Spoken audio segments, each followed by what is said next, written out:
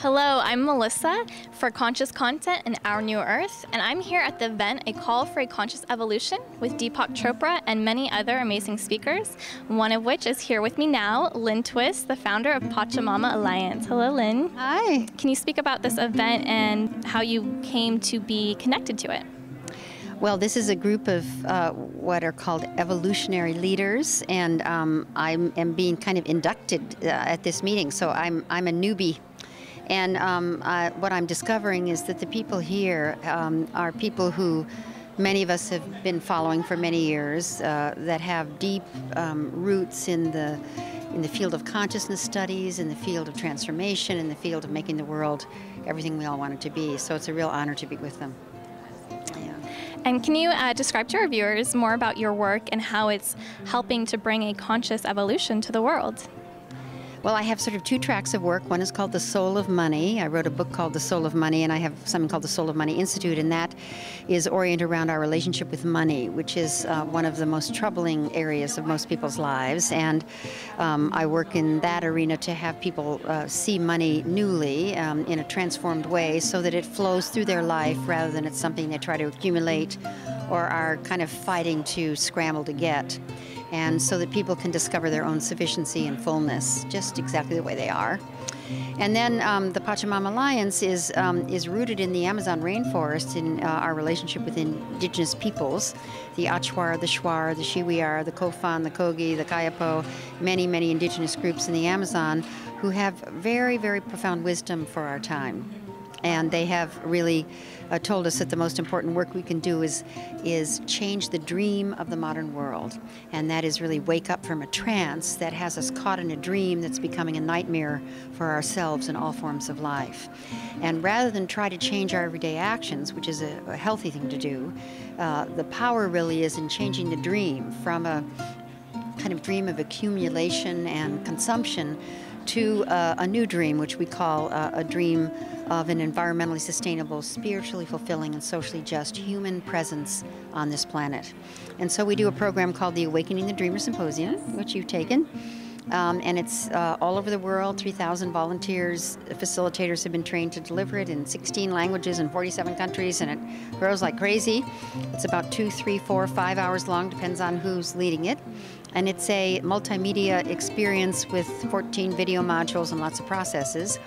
And then we have another program that I think is really relevant to this whole gathering, which is called 4 Years Go, which is a media campaign to awaken people to the importance of the next 4 years, that it just may be that the choices we make in the next 4 years will determine the future of life for the next 1,000 years.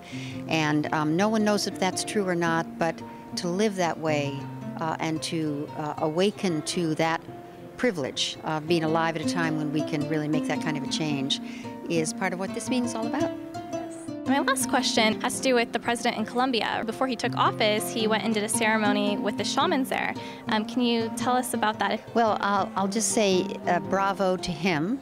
And it's also really, he's following the lead of President Correa of Ecuador, who, before he took office, spent 5 days and 5 nights with 50 shamans in the highlands of Ecuador, blessing his presidency. And when the Ecuadorians wrote a new constitution, shamans came in and blessed the papers and the pens and the tables and the Constitutional Assembly pretty much every day. Also, the president of Bolivia, who is an indigenous man himself, President Morales, is a very, very deeply spiritual man. And the Secretary General of the Community of Andean Nations, which is like the European Union of the Andes, Freddie Ellers, has everybody meditate every single day before work. So there's a real, and President Lula in Brazil has a spiritual root. So indigenous peoples and their spiritual taproot is coming through in South America. There's a kind of a populist movement in South America that's coming from a very, very profound root of the natural world, indigenous people, and it's beginning to show up in all the governments. So it's a really thrilling time to be working in that continent, and I'm lucky enough to be doing so. Awesome. That's so amazing. I can only imagine how that would affect our United States if people were doing that, meditating before going into work. That would be ideal. So I think we have a lot to learn from them. So there's one really miraculous thing that's happened in Ecuador, and we worked on this. Ecuador is the first country in the world to give legal rights to nature under fundamental primary law. And now in the Ecuadorian Constitution, river systems, forest systems, other species have legal rights and are protected under law. And this is a big breakthrough in earth jurisprudence. And we're having a conference right now in Ecuador with Bolivia, Peru, Colombia, South Africa, people from all those countries, lawyers, judges, to look at the spread of a rights for nature movement on earth. So it's happening. Awesome. Yeah. Thanks for helping out with that. Oh, my pleasure, my honor.